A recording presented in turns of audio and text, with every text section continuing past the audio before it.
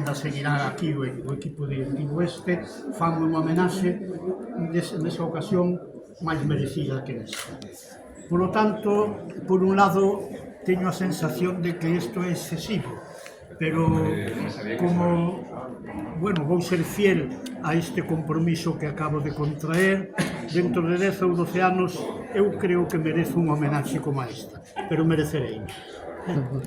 Cales foron as súas sensacións ao montar este centro educativo?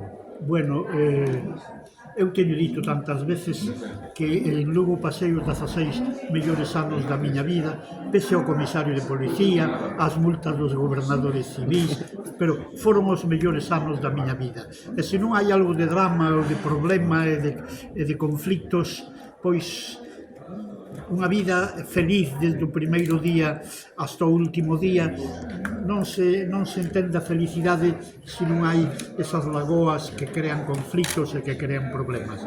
Este foi o meu instituto, e donde que eu non sei se fui un bo profesor, pero donde eu teño a sensación de que dentro das cualidades que eu teño como profesor fixen o mellor que podía facer. Xa despois as cousas cambiaron. Quizáis na universidade, cando fui un catedrático de literatura galega, pois, bueno, teño un recordo que non é moi negativo do que eu fixen, pero o recordo máis positivo que teño do meu paso por aquí. E tanto que hoxe na miña alocución, que vou ler, eu poucas veces leo, sempre falo, sin levar nada previamente escrito, vou falar da miña primeira lección o 12 de outubro de 1960 aquí. A miña primeira lección, que era a primeira lección de literatura, e onde explicaba que é escribir, para quen se escribe, por que se escribe. Escribimos para o ser humano universal, ou escribimos de tal maneira que os ricos entenden dunha maneira a mensaxe e os pobres de outra maneira.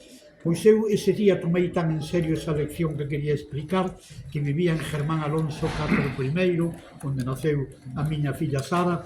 Estuve hasta as 3 da mañán, pasando bastante frío, non había calefacción, preparando esa lección, partindo dun libro de Sartre que se titulaba Que es la literatura.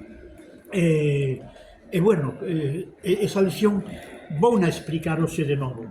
E hai daqueles alumnos ou exalumnos que non estean en condicións de facer un bo exame, porque penso suspenderos. Eran tantas cousas. É dicir, agora incluso temos aí guerras televisadas, temos un dos grandes conflictos humanos que se ten dado na historia da humanidade, que é o conflicto, que é o que padece o pobo de Gaza, e temos a inteligencia artificial.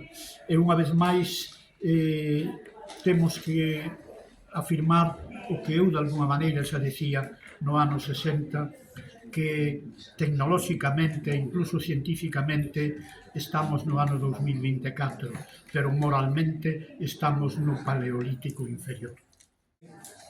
Bastante bo, eu diría que extraordinariamente bo dadas as circunstancias en que vive Galicia e en que vive o mundo neste momento para unha lingua das características históricas da nosa. O problema é cal é a situación da lingua galega agora, pero bueno, iso era para facer un curso de 15 días e calquera día vimos de explicarlo aquí. Bueno.